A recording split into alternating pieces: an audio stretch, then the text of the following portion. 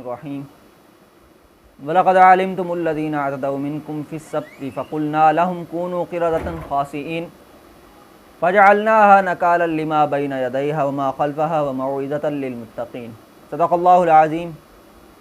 میں نے سورۃ البقرہ کی 65ویں اور 66ویں آیت کی تلاوت کی ہے، اور ان آیات کے اندر بنی اسرائیل کے ان لوگوں کی طرف اشارہ ہے جنہوں نے اللہ کی نافرمانی کی، اور ان کا جو انجام تھا وہ یہ ہوا کہ ان کی شکلیں بگڑ گئیں۔ تو یہ بنی اسرائیل کا وہ گروہ تھا جو شہر آئلہ کے اندر رہا کرتا تھا، اور انہیں حکم تھا کہ وہ ہفتے کے دن میں عبادت کریں گے، اور ہفتے کے دن عبادت کے علاوہ اور کوئی کام نہیں کریں گے، یعنی دنیاوی مشغلے کے اندر کسی بھی قسم کے کام کے اندر مشغول نہیں ہوں گے۔ اور یہ لوگ جو ہیں وہ مچھلیوں کا شکار کیا کرتے تھے۔ تو انہوں نے ایک حیلہ کیا کہ جمعے کے دن جو دریا تھا اس کے قریب ایک گڑھا کھود لیا اور ایک نالی بنا دی۔ تو ایسا ہوا کہ اس گڑھے کے اندر اس نالی کے ذریعے سے مچھلیاں آ جایا کرتی تھیں۔ ہفتے کے دن تو یہ ان مچھلیوں کو نہیں پکڑتے تھے، بلکہ وہ جو گڑھے کے اندر مچھلیاں آتی تھیں وہ گڑھے میں قید ہو جایا کرتی تھیں، تو پھر اتوار کے دن ان مچھلیوں کو پکڑ لیا کرتے تھے۔ وہ اس بات سے اپنے آپ کو تسلی دیا کرتے تھے کہ یہ جو ہم ہفتے کے دن تو مچھلیاں شکار نہیں کرتے، بلکہ ہم تو اتوار کے والے دن پکڑتے ہیں، اس میں تو کوئی مسئلہ ہی نہیں ہے۔ تو ایسا انہوں نے 70 سال تک کیا۔ تو حضرت داؤد علیہ السلام کا دور آیا، تو حضرت داؤد علیہ السلام نے ان بستی والوں کو منع کیا کہ اس طرح کا کوئی کام نہ کریں، لیکن وہ نہ رکے، باز نہ آئے۔ تو اس پر حضرت داؤد علیہ السلام نے ان کے اوپر لعنت کی اور وہاں سے چلے گئے۔ تو پھر کیا ہوا کہ ان لوگوں کا انجام اس طرح ہوا کہ ان کے جو جوان تھے ان کی شکلیں بگڑ گئیں، اور بگڑ کر بندر کی شکل میں ہو گئے۔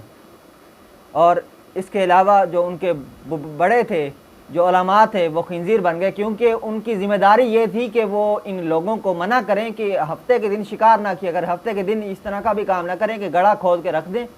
اس کے اندر مچھلیاں آ کر قید ہو جائیں۔ حقیقتاً قید کرنا ہی شکار کرنا ہوتا ہے۔ تو جب بنی اسرائیل کو انہوں نے بھی منع نہیں کیا تو ان کی شکلیں بھی بگڑ گئیں، تو ان کا یہ حال ہوا، ان کا یہ انجام ہوا۔ تو وہ لوگ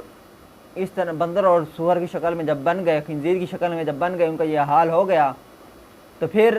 وہ رویا بھی کرتے تھے، اور ان کے جسم سے بدبو بھی آیا کرتی تھی، اور 3 دن تک وہ لوگ اسی حال میں رہے، اور 3 دن بعد وہ لوگ مر گئے سب کے سب۔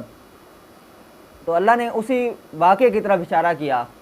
اللہ فرماتا ہے کہ وَلَقَدْ عَلِمْتُمُ الَّذِينَ اعْتَدَوْا، اور ضرور بے شک تم جانتے ہو ان لوگوں کو جنہوں نے سرکشی کی، منکم تم میں سے، فی السبت ہفتے کے دن میں،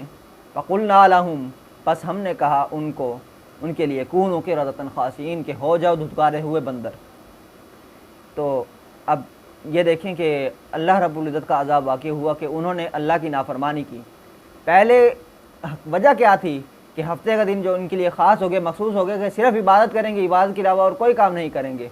کیونکہ بنی اسرائیل کے لوگوں نے جو ہے وہ خود اصرار کیا تھا کہ ہم ہفتے کے دن کے اندر عبادت کریں گے، جمعے کے دن ہم عبادت نہیں کریں گے۔ تو جب اصرار کیا تو ان کے اوپر اس طرح کا زبردست حکم لگا دیا گیا کہ اس حکم میں ذرا بھی نافرمانی کریں گے تو ان کے اوپر اللہ کا عذاب واقع ہو سکتا ہے۔ تو جب انہوں نے یہ کام کیا تو ان کے اوپر عذاب واقع ہو گیا، وہ بندر بھی بن گئے، اور ان کے جو علماء تھے، مفسرین کرام کہتے ہیں کہ وہ سور کی شکل میں بن گئے تھے، خنزیر بن گئے تھے۔ تو اللہ فرماتا ہے کہ فَجَعَلْنَاهَا نَكَالًا لِمَا بَيْنَ يَدَيْهَا پس ہم نے بنا دیا ان کو، ان کے پہلوں کے لیے بھی عبرت، وما خلفها اور ان کے بعد والوں کے لیے بھی، وموعظۃ للمتقین اور نصیحت متقین کے لیے۔ تو دیکھیں انہوں نے سرکشی کی، اللہ کا عذاب ان کے پر واقع ہوا، اور اللہ نے کیا فرمایا کہ ہم نے ان لوگوں کو عبرت بنا دیا، ان کے پہلوں کے لیے بھی، ان کے بعد میں جو آئیں گے ان کے لیے بھی عبرت بنا دیا، تاکہ وہ اس بات سے عبرت حاصل کریں اور اللہ کی نافرمانی سے باز آ جائیں۔ اور یہ واقعہ جو ہے متقین کے لیے ایک نصیحت ہے۔ اللہ تبارک و تعالیٰ سے دعا ہے کہ اللہ تعالیٰ ہم سب کو قرآن مجید صحیح طرح سمجھنے اور اس پر عمل کرنے کی توفیق عطا فرمائے، آمین۔